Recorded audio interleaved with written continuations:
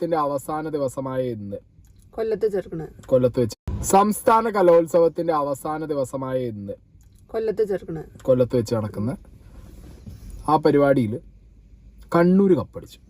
കണ്ണൂർ സ്ക്വാഡിനാണ് കപ്പടിച്ചത്.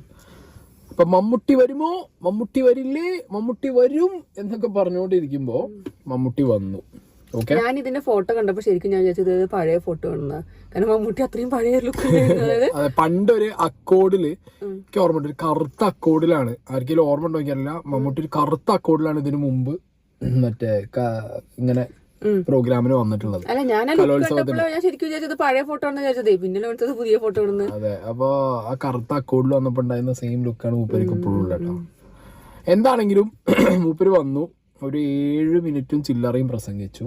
കുട്ടികൾ ആവശ്യപ്പെട്ട ഒരു വേഷത്തിൽ തന്നെയാണ് മൂപ്പര് വന്നത് തോന്നുന്നു. കാരണം 24 ന്യൂസിൽ മമ്മൂക്ക ഏത് വേഷത്തിൽ വരണമെന്ന്